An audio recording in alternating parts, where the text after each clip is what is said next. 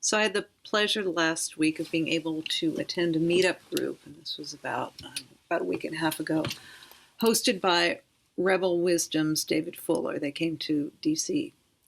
And the evening was wonderful. David talked about the rise of his channel, based in a large part on the IDW, but how they've sort of moved away from that basis, and I guess you could say bringing together people who have very dynamic ideas, and their motto is Rebel Wisdom is a platform for the biggest ideas around.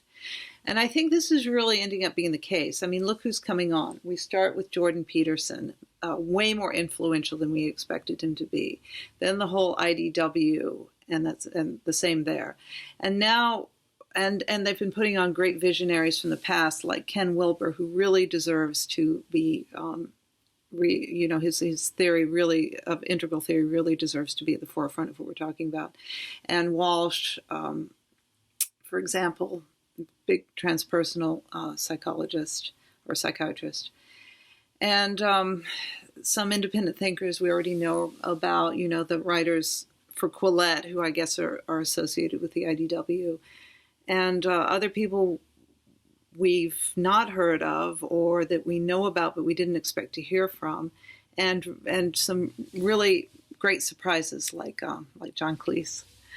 So as expected at the meetup, a couple of people brought up issues of why there weren't more people of color or women involved in the channel. And there was some discussion around this, and David handled this very well. He said, if you know anyone like that, of color or female, actually there was about the audience was about a third female, but he said, if you know people who can give that perspective, and just send them my way, because I'm certainly open to anyone who fits in the whose material, whose what they have to say would fit in with the direction of Rebel Wisdom. And that would be, for one thing, it would not be partisan. It would be open to, a wealth of ideas. And it would not be ideological. So you really have a lot of dynamism going there. So I guess a lot of us are started looking at Rebel Wisdom because of Jordan Peterson. And this came up in the meetup, that Jordan Peterson is so influential. We're very grateful to him. But that nowadays there is a sense that he's going in a direction that's a little conservative for many of the members of the meetup group. There was a variety, I think, of political ideologies, or political viewpoints, but for the most part, they were of this nature, the heterodox nature, you could say, and that there's a little discomfort with how conservative Jordan Peterson is going, and I mean that in the utmost respect, because that doesn't discount what he's offered to our community. And as I mentioned before, he's responsible for making me think of reality as dynamic rather than static, or he was the first hint I had of that paradigm shift. So, but nowadays, and this is I'm going to mention this guy coming up, so let me just save this. But I had mentioned that I thought that Jordan Peterson was a little subject-object when it comes to his actual practice in the world. And when it came to the actual implementing of his viewpoint of maps of meaning, which is very dynamic in the world, it started to become a little directive. And that's not a bad thing for some people, but I think for the Rebel Wisdom group, that directiveness is a little less dynamic than we're looking for, and a little more in an actual political side, let's just say.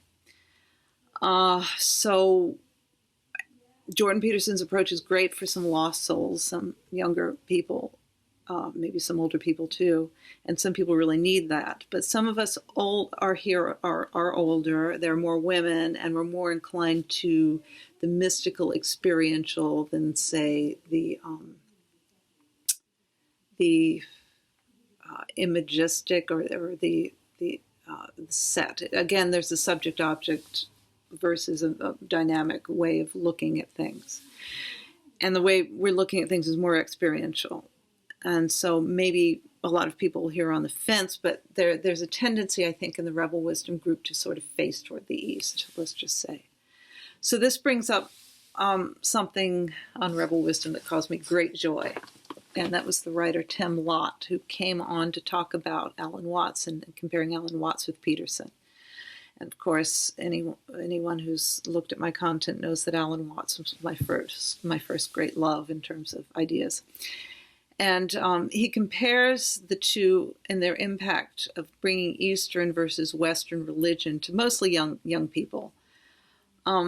But I just love the fact that Alan Watts came up on Rebel Wisdom. And if you're new to Watts, there's tons of stuff on YouTube. He's written 25 books. He wrote 25 books. And what I recommend to start with is the KQED series from 1959 to 1960, before he became this groovy, long-haired college lecturer, or lecturer on the college circuit. You know, something that a lot of these guys did. Allen Ginsberg did that, for one. And if you want to hear him, Tim Lott mentioned Jung and Watts's relationship with Jung. Watts did a great episode on he had a show on Radio Pacifica right around the time he was on KQED, and he did a great episode on Jung. And the takeaway from that interview is how Jung had integrated his shadow, how he didn't beat himself up when he didn't behave, that sometimes his behavior was outside societal norms, and that he didn't beat himself up or feel guilty, that he was. And I think that sometimes, these parts of self come up, our archetype will emerge, the parts, I talk about parts a lot. Individuation is an ongoing process. We are dynamical systems. So the organizer of the meetup in Washington suggested that we look at the beginning of the discussion of Daniel, it's called Sensemaking. It's Daniel Schmachtenberger, Jordan Hall, and Jamie Whale, and I think it's probably Wheel. I'm not sure how to say that. Mostly to get some of the language to understand what Rebel Wisdom was kind of looking at in terms of, everyone here is trying to solve the meaning crisis and or trying to figure out how to keep the world from falling apart, I guess you could say. And some of us are more optimistic than others. I'm on the optimistic side. Now, I bet you a lot of us looked at the whole thing. It was a long interview. I think it was over 2 hours. And during the social time after David spoke to us about the channel, and we had Q&A. We met sort of at a restaurant afterwards. And during the social work, some of us talked about it, and many people said that if you concentrate now, these three guys are geniuses, and they are a certain age. They're about 40, and so they have a lot of cultural references that someone my age isn't going to get. There's a lot of video game and pop culture references in there, along with this very sophisticated computer science and biological language. And it's a fascinating conversation. It's kind of hard to understand, but most people said if you concentrate really hard, you can figure out what they're talking about, but the language is a little alienating. And this makes sense because in this video, they're having a conversation, at the way that they would if there was no camera on. And so we're kind of privy to this conversation, which I think is pretty cool. And I would call them, as Christopher Mastropietro and I decided or determined yesterday, this is philosophia that's going on. So these guys are philosophers, and I would call them futurist philosophers. And they were talking their lingo. And some of this lingo is probably some stuff we need to start learning. For example, complexity versus complicated, game A versus game B, liminal stage. We already know about novelty from Peterson, anti-fragile. These concepts, and of course, we should be learning a lot of Vervaeke's terms too. These people are bringing language to us, common language, that we can discuss these ideas. And these concepts are useful, for what we're doing. So the common language is pretty important. But I felt I needed some background. So I went back to Rebel Wisdom's interview with Daniel Schmachtenberger. And in the beginning of that interview, David says to Daniel that people have a felt sense that things are starting to break down, but a feeling that a shift needs to happen, and that shift needs to be radical. And I've been saying for a while there needs to be another way. We all have been saying this, not just me. We need another way of dealing with all this information, and this whole, let's just say, angst is what made me understand why Pirsig is so important, and kind of is what made me stay with Pirsig. So we need a new metaphysics that makes all these products of intellect subservient to a greater and completely stable mechanism, and that mechanism is quality. So some of the things that Daniel and David were talking about line up perfectly with Pirsig's philosophy, and I'd like to get into that. So I think I'll probably do a response video to Schmachtenberger's interview. For example, the difference in Game A and Game B is obvious. It's subject-objects metaphysics versus the metaphysics of quality, and one of the many reasons why Pirsig needs to be included in this conversation.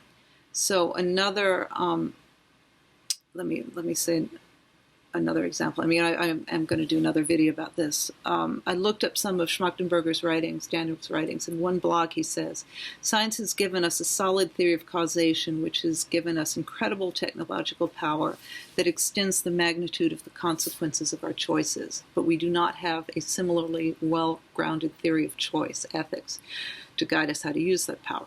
So the default theory of choice has been game theory, the playing of which leads to these generator functions. And I'm going to have to do a little bit more research to understand that one. We need a philosophy, that must mean Game A, I guess. We need a philosophy that gives rise to understanding choice and causation, and the relationship between them that can inform effective choice making in the presence of exponential technological amplification. So as we go through the book, we see how something like this could really parallel what Pirsig is talking about. I think it's becoming clear. I think the language is a little different from what Pirsig would use. I don't know this well enough, so I'm just going to throw it out there. But causation is something very different to Pirsig than it is in the normal way, let's just say the subject-object way of looking at things. And, okay, so in terms of the ethical aspect, as we finish ZAM, which we will probably by the end of the year, and proceed to Lila, the ethical aspect will certainly come into play. So I meant to do a comment video on the video that Paul Vanderklay made in response to the Meaning Code, Karen Wong's hosting of Carl Gruner and Ira, whose name I'm sorry, last name I don't know, a couple of weeks ago, because the very interesting concept, which I've been thinking about a lot, of complexity, the rational complexity versus complicated came up. Complexity being things evolve organically, complicated meaning a bunch of products of the rational knife. And so that came up, but it was just too much for me to attempt it without getting a little bit more into what they were talking about. And that's interesting because this sense-making dialogue between Jordan, Daniel, and Jamie touched on some of this stuff.